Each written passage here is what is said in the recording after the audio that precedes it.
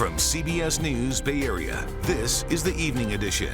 Thanks for joining us. I'm Brian Hackett. And I'm Andrea Nakano. It's a hot one out there today with some parts of the Bay Area hitting triple digits.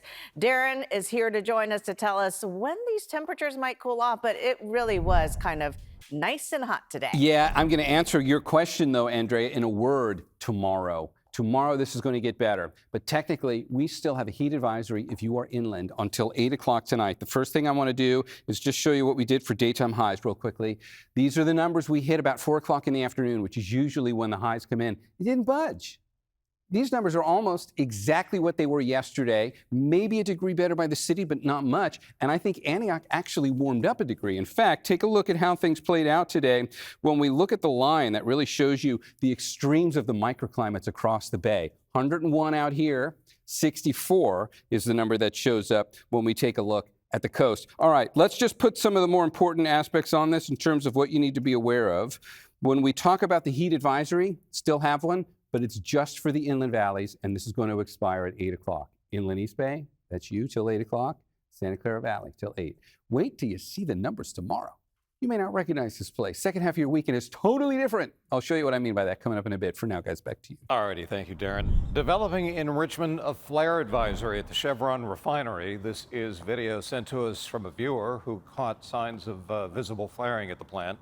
Chevron sent us a statement saying that they are aware of the situation, of course, and that no response or action is needed. Just a moment ago, the Bay Area Air Quality District issued an air quality advisory for areas near and downwind of that facility. Meantime, in Oakland, disagreement among neighbors over the city's current budget proposal. Some are complaining the plan shortchanges public safety, while others say it doesn't address encampments enough.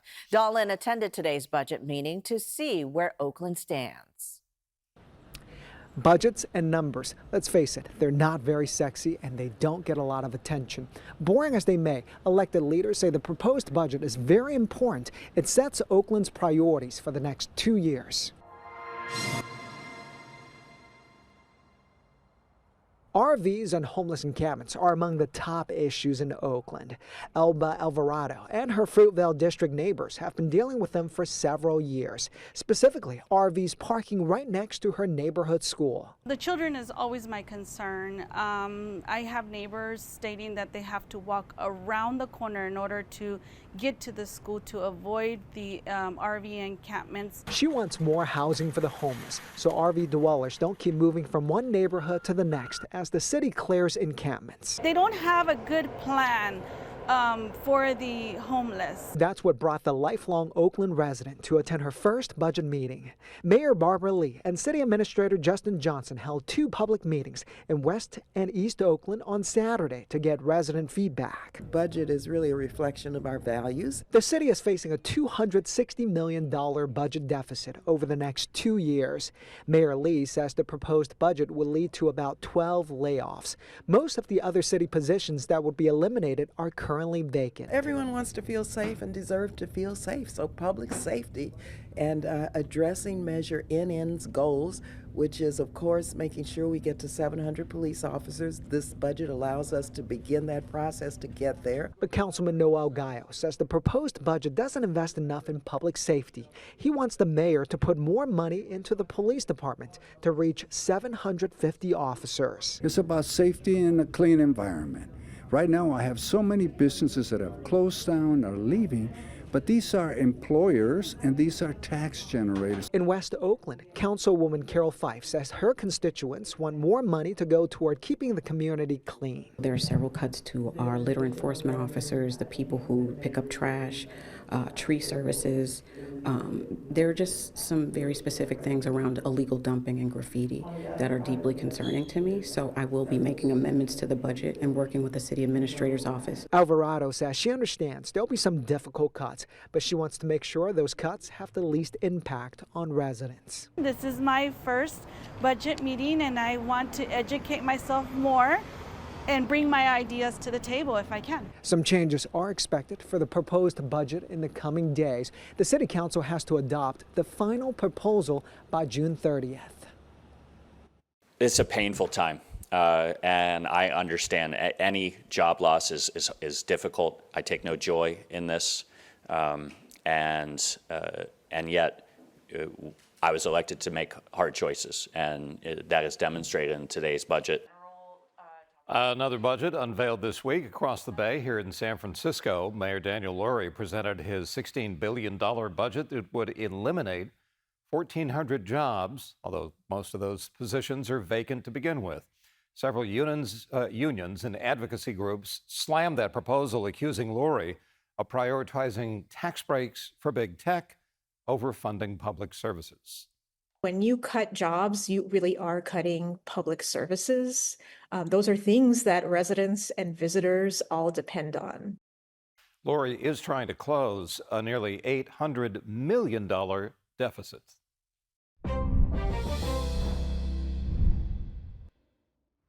If it's going well in Chinatown, it's going well in San Francisco. Well, it was a more celebratory tone for the mayor in Chinatown, attending the annual cultural festival to cap off Asian American and Pacific Islander Heritage Month. And just a few blocks away, San Francisco's longest running street festival returned for the weekend. The Union Street Festival runs until 7 o'clock tonight and continues tomorrow, highlighting local businesses and brands. Down at Ocean Beach, one man began a 100-mile walk today to raise awareness for immigrant children detained at the border. He'll do the walk barefoot all the way to Santa Cruz. What you want to start with this? Go ahead. Yeah, no, I like the way. Okay. you Well, read what that. was once a simple high school track meet in Clovis has now become a national talking point, including one for the president. Go ahead. Okay. California's track and field championships were the site of protests last night and today over the participation of a transgender athlete. At least one person was arrested there. The finals of those events are going on right now. And with us live on the scene is Zach Boetto from our sister station, KCAL, down in Los Angeles. Hi, Brian. Hi, Andrea. Hot day out here in Clovis. Just behind me, the girls' long jump just started, and A.B. Hernandez, that transgender student athlete from Jurupa Valley High School, a junior, just completed her first jump. She also is set to compete in the high jump here over my left shoulder and the triple jump later on today. She did qualify first in all three of those events yesterday, which is why she moved forward to the finals today. Now, there are about 20 protesters outside of the stadium with signs chanting "Boys don't belong in girls' sports." And we are also interviewing those protesters. You'll hear more from them later tonight. Now, AB showed up around 3 o'clock this afternoon. That's when most of the crowds also showed up here at Buchanan High School for the 2025 CIF State Track and Field Championships. And they are here to see some of the best athletes compete in the state. Now, we did speak to a track and field coach from Santa Margarita about AB Hernandez competing. Here's what she had to say. This is still a high schooler. She is learning, she's navigating the world just like we are every single day. And that I know I would want grace if I was put in a situation where I had a bunch of light on me and what I was doing. So I encourage people to remember that we are all human, and at the end of the day, we're all trying to navigate this world. And Brian, Andrea, back out here live. Coming up at 6 o'clock, we have video of that physical altercation between the protester and counter-protester that resulted in pepper spray coming out and that one individual being arrested. Again, we have that video. That's coming up here at 6 o'clock. We're also speaking with the protester who was involved in that altercation. For now, live in Clovis, I'm Zach Boetto, CBS News. I was going to ask you, Zach, with a lot of controversy outside the stadium, do you get a sense of what the feeling is inside? Have you talked to folks there? You know, now that you mention it, just a few minutes ago, there was a yelling match over here in the stands when AB was jumping, and over the intercom, CIF officials had to calm the crowd down in order to keep the athletes to continue on with their long jump, and they're asking fans to quiet down and keep it easy. They don't want to have to keep pausing the action, but we did just have a pause in the action for a yelling match in the stands during the girls' long jump. So we're going to continue to follow that. All right, Zach, thank you so much for joining us. We'll look forward to your report later. And back in the Bay Area, warm start to the weekend here in the Bay. We'll check in with fire officials preparing for the worst as fire risk increases. That's next.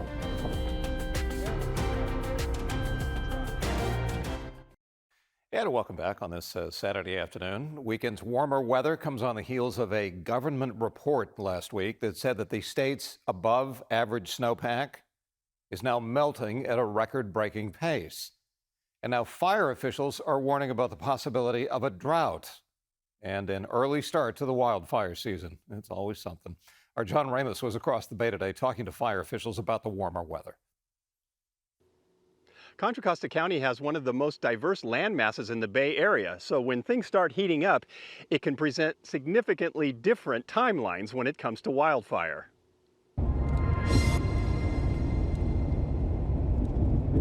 The temperature is rising in Contra Costa County, but in many places there are still faint traces of green along the highway. The biggest fire danger is still a ways off. So if you grab this grass, this is dry, and you can hear it's dry. It feels dry, except for there's a little bit of surface moisture on it because it's kind of humid out here. Contra Costa Fire Captain George Lang can tell the danger simply by feeling the grass. On a hill above San Pablo, the temperature was in the high 70s, with an ocean breeze that made it feel even cooler. Fire could still happen here, but it would move a lot slower. But the further east you go in our jurisdiction, the more sustained the warmer conditions are and the drier conditions are. So you'll see areas that are completely dry and ready to go. One of those areas would be Brentwood on the east side of the county. Here, the temperature was hovering near 100 degrees, and at the Three Nuns produce farm, Anna Valencia's lemonade stand was staying busy. On a day like this, do you sell more lemonade? For sure. Yeah, a lot more. I think double what I usually sell because everybody's trying to stay cool. Just across from the farm, the hillside is blackened, the scene of a recent grass fire that thankfully was contained to a few acres. But in Brentwood, they know that 99 degrees is not the end of the hot weather. No, way hotter than this. It's just starting, so it's gonna get worse. I know it's coming. So this is just the start of it. Does that ever make you worry about wildfire? Oh, for sure, 100%, especially because there's a bunch of grass out here, and majority of it, some of it's dry, so, and it's a bunch of land here, so it could just cut on really quick. What you need to have fire is for all the moisture to burn off the cellulosic material, and once that ignites, then you have a fire. The sooner the moisture evaporates from the grass and weeds, the more readily it ignites. With a territory that stretches from the cool of the bay to the heat of Brentwood, Confire's fire season can begin as early as May in the east to as late as July or August nearer the bay. But Lang says there is no place that is immune from the danger. This is the prevailing winds. This is coming off the bay. It's cool, it's moist. You can still see there's a little bit of the marine layer over there. It's when the winds come from the other direction and they're dry and they're hot and they're very strong winds, they can actually blow down these slopes and create significant problems for firefighters because it's not something that you would normally expect. These days, no one is sure what to expect in the way of weather, but the science remains clear. Hot weather dries out the grasses, opening the door for the fires to come. Oh, so let's get some good news on that, because after the last 2 days where we have done a number on the grasses and even some of the bigger vegetation, the larger fuels throughout the bay, I want to show you how Sunday is going to be such a great transition. First thing for perspective, this is what we did today. So showed you this already. You can pick out your part of the bay real quickly, but we got to move on. And what I want you to really watch is the transition from today's numbers and look at the color tomorrow. Big change, and of course, let's get some numbers on that. Places that are in the low hundreds today are going to be in the 70s tomorrow. So it's a real strong influence in onshore flow, and the numbers that had been to 100 out here, you're going to see a sizable drop there. In Livermore, your temperature is going to come back down into like the 80-degree range. It's going to feel a whole lot better. Some of these numbers are 25 degrees cooler tomorrow. That is a dramatic shift. And it's such a huge improvement for the second half of your weekend. So you can start making your plans that way in terms of how are you going to be able to adjust to this tomorrow, and can you get outside? And hopefully that kind of helps answer that. All right, let's take a look at how, in addition to the cooler temperatures coming our way, there also is an additional change heading our way as we get into Sunday and Monday. And for that, we got to go down to Mexico, and I'll put the forecast imagery on this. Why are we going all the way down to Mexico? Because down there, starting today, showers And this complex of showers is going to march its way northward over the next few days. We're already seeing a few pop-up showers in the Sierra today, but by Monday we could be seeing a few more. I brought us ahead to Monday morning. We're going to see a few more of those showers try and get pulled out into the central part of the state. I don't think it's likely that we see any rain from that. And that's not really the main factor in that forecast. The reason why we wanted to see that is because it's just one more sign that the atmosphere is going through a big reorganization. And it's really going to be different around here. There's your 7-day forecast. So this covers inland microclimates. You can see the numbers there for Sunday, and then it just repeats. So when we cool down tomorrow, you're really not changing a whole lot from that. You're going to be kind of on cruise control in terms of how your forecast is going to go temperature-wise from there on out. That's forecast for the Bay. The Valkyries will host the Lynx tomorrow at Chase Center after a road trip to New York. It was a homecoming of sorts for Kayla Thornton, who played there, but that doesn't mean she picked up the local taste for the pizza. Matt Lively has more. New York City, the Big Apple, the city that never sleeps, and what many consider the pizza capital of the world. Hiya, Tony. 2 or 3? Two. Give me 2. Let's go. With the Valkyries in town to play the Liberty, I was leaning on former New Yorker Kayla Thornton, who spent 2 seasons here, to guide me to the best slice. The pizza here in New York is not too bad, but it's just nothing like a Papa John's pizza. Hold up. Papa John's? Have you tried Joe's or like John's of Bleecker Street? See, that already sounds not good. No. Joe's and who? John's of Bleecker. Bleecker? What kind of pizza is Bleecker? This isn't the first time that KT has opted for the pizza founded in Indiana. I really don't care for pizza, but if I had to choose, it'd probably just be Texas pizza, just a regular Papa John's. If you go to a real Italian spot, the pizza, when you pick the pizza, it just all drag down. That's pitiful. They need a stick. She said Papa John's. No, absolutely not. I'll go on Google before asking KT if she's going to say Papa John's. But I had faith in KT. Why not go get her favorite pizza in all of New York? Right here is my favorite New York pizza joint, and I'm going to go get me a New York slice. Crust, it's the flavors that they have, and then some people don't have the little chili on there that you bite and then you just drip it on the pizza. So, I gotta give it to Papa John's. New Yorkers might be offended, but for KT, it's the only pizza that catches her eye. Do you know how many pizza shops are in the greater New York City area? I only know one, Papa John's. Maybe 20? 1,800. Papa John's. Well, tune in tomorrow. The Valkyries take on the Lynx at Chase Center. Coverage begins at 5 on Pix Plus. We'll be right back. Hundreds in San Francisco enjoying Festa Italiana today, and our Lorraine Ayub has got a first-hand look. From unforgettable pizza tosses to traditional Italian dances, the Festa Italiana has returned to North Beach. And vendor Kim Scarlata says she is proud to share her family olive oil business with visitors. It's very important to us. My husband is Italian and Sicilian, and he is always wants to come to every festival that celebrates his family background. The local award-winning olive oil is one of many cultural expressions present at the annual street festival. You can see here today, there's cultures, people from every culture, not just Italians, but everyone loves Italian food, right? From food to language, the street fair is put on by the San Francisco Italian Athletic Club, with the goal of keeping the heritage alive even as generations change. Make sure we take care of our older generation. We work closely with the Italian consulate of San Francisco. We do a lot of arts that keeps the heritage going and passing it on to younger generations. And passing on a timeless taste to the diverse Bay Area palate. Our oil is a tribute to my husband's family. And the festival, a tribute to the Italian families who continue to shape San Francisco and beyond. Looks like fun. That's it for us at 5. Back here at 6. And the CBS Weekend News is next. See you in 30 minutes.